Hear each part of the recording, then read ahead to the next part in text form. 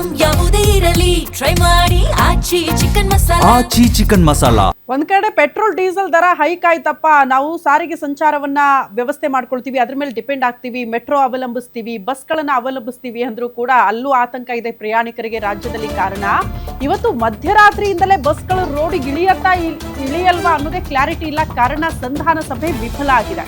KSRTC BMTC ಬಸ್ಗಳು ರಾತ್ರಿಯಿಂದಲೇ ಬಂದ್ ಆಗುತ್ತಾ ವಿವಿಧ ಬೇಡಿಕೆಗಳನ್ನ ಈಡೇರಿಕೆಗೆ ಆಗ್ರಹಿಸಿ ಈ ಮುಷ್ಕರಕ್ಕೆ ಕರೆ ಕೊಟ್ಟಿದ್ದಾರೆ ಸಾರಿಗೆ ನೌಕರರು.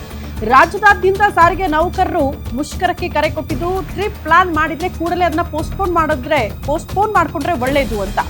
ನೌಕರರ ಜೊತೆಗಿನ ಸರ್ಕಾರ ನಡೆಸಿರುವ ಸಂಧಾನ ಸಭೆ ಕಂಪ್ಲೀಟ್ ಆಗಿ ವಿಫಲ ಆಗಿದೆ. ಇಲ್ಲಿ ತನಕ 13 ಸಭೆಗಳಾದ್ರೂ ಕೂಡ 13 ಸಭೆಗಳು ಕೂಡ ವಿಫಲ. ರಾಜ್ಯದಾದ್ಯಂತ ಸ್ಥಗಿತಗೊಳ್ಳುತ್ತಾ ಆ ಮೂಲಕ 26,000 ಸರ್ಕಾರಿ ಬಸ್ಗಳು ಸಾರಿಗೆ ನೌಕರರ ವಿಚಾರದಲ್ಲಿ ನಾ ಬಿಡೆ ನೀ ಕೊಡೆ ಅನ್ನುವಂತಹ ಸ್ಥಿತಿ ನಿರ್ಮಾಣ ಆಗಿ ಹೋಗಿದೆ. ಮುಷ್ಕರ ನಡೆಸಿಯೇ ಸಿದ್ಧ ಅಂತ ಸಾರಿಗೆ ನೌಕರ ಜಂಟಿ ಕ್ರಿಯಾ ಸಮಿತಿ ನಿರ್ಧಾರ ಮಾಡಿದ್ದು ಕರೆ ಕೊಟ್ಟಿದ್ದಾರೆ. ಮೇ 20ರಿಂದ ಅಂತ ಹೇಳಿದ್ರು. ಬಟ್ ಇವತ್ತೇ ಆಲ್ಮೋಸ್ಟ್ ಇವತ್ತು ರಾತ್ರಿಯಿಂದಲೇ 12 ಗಂಟೆ ಆಗ್ತಾ ಇದ್ದಂತೆ ಬಸ್ಗಳು ಮೋಸ್ಟ್ಲಿ ರಸ್ತೆಗಿಳಿಯೋದೇ ಡೌಟ್ ಅಂತ. ಅಂದ್ರೆ ನಾಳೆ ಬೆಳಗ್ಗೆ ಅಲ್ಲ, ಇವತ್ತು ಮಧ್ಯರಾತ್ರಿಯಿಂದಲೇ ನಾವು ಬಸ್ಗಳನ್ನ ಓಡಿಸಲ್ಲ ಅನ್ನೋ ನಿರ್ಧಾರಕ್ಕೆ ಸಾರಿಗೆ ನೌಕರರು ಬಂದಂಗೆ ಕಾಣಿಸ್ತಾ ಇದೆ. 13 ಸಭೆಗಳಾಗುತ್ತೆ, 13 ಸಭೆಗಳು ಕೂಡ ವಿಫಲ ಆಗುತ್ತೆ ಅಂತ ಅಂದ್ರೆ ಪ್ರತಿ ಬಾರಿ ಭರವಸೆಗಳನ್ನ ಕೊಟ್ಟಿದ್ದೀರಿ, ಆ ಭರವಸೆಯನ್ನ ಈಡೇರಿಸಲೇ ಇಲ್ಲ ಇಲ್ಲಿ ತನಕ ಅನ್ನೋದು ಸಾರಿಗೆ ನೌಕರರ ಆರೋಪ. ಈ ತತ್ಕ್ಷಣಕ್ಕೆ ಆದೇಶ ಹೊರಡಿಸಿದ್ರೆ ಮಾತ್ರ ಮುಷ್ಕರ ಕೈ ಬಿಡ್ತೀವಿ ನಮ್ಮ ಬೇಡಿಕೆಗಳಿಗೆ ಸಂಬಂಧಪಟ್ಟಂತೆ ಅಂತ ಸಾರಿಗೆ ನೌಕರರು ಹೇಳ್ತಿದ್ದಾರೆ.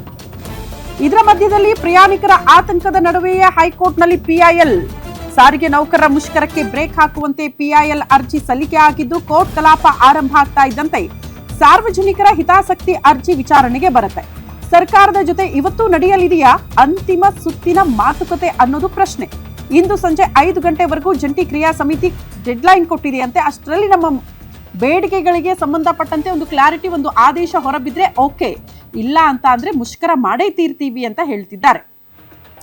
ಈಗ ಹೇಳ್ಬೋದು ಸರ್ಕಾರ ಎಸ್ಮಾ ಜಾರಿ ಮಾಡ್ಬಿಡ್ತೀವಿ, ನೀವು ಕೆಲ್ಸಕ್ಕೆ ಬರಲೇಬೇಕು ಹಂಗೆ ಹಿಂಗೆ ಅಂತ. ಬಟ್ ಯಾವುದೇ ಏನೇ ಹೇಳಿದ್ರು ಕೂಡ ಡೋಂಟ್ ಕೇರ್ ಅನ್ನೋ ರೀತಿಯಲ್ಲಿ ಸಾರಿಗೆ ನೌಕರರು ಇದ್ದಾರೆ ಈ ಬಾರಿ.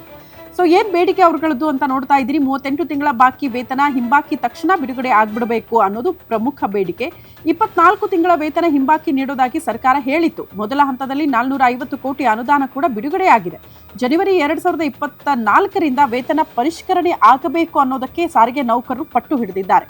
ಅದರಂತೆ ಜೂನ್ನಿಂದ ಪರಿಷ್ಕರಣೆಗೆ ಸರ್ಕಾರ ನಿರ್ಧಾರ ಕೂಡ ಮಾಡಿದ್ದು, ವೇತನ ಪರಿಷ್ಕರಣೆ 25% ಮಾಡಬೇಕು ಅಂತ ಪ್ರಮುಖವಾಗಿ ನೌಕರರು ಆಗ್ರಹಿಸಿದ್ದಾರೆ.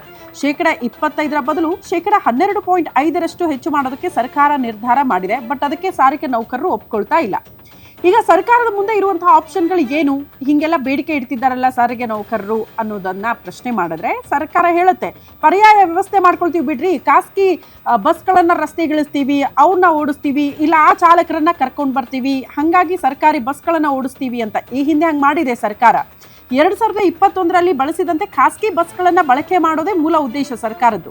ಎಲೆಕ್ಟ್ರಿಕ್ ಬಸ್ಗಳ ಮೊರೆ ಹೋಗಬಹುದು, ಮೆಟ್ರೋ ಸೇವೆ ಹೆಚ್ಚು ಮಾಡುವಂತೆ ಮನವಿ ಮಾಡಬಹುದು BMRCLಗೆ. ಇಂಥ ಎಲ್ಲ ಸಾಧ್ಯತೆಗಳು ಕೂಡ ನೋಡೋದಕ್ಕೆ ಸಿಗ್ತಾ ಇದೆ.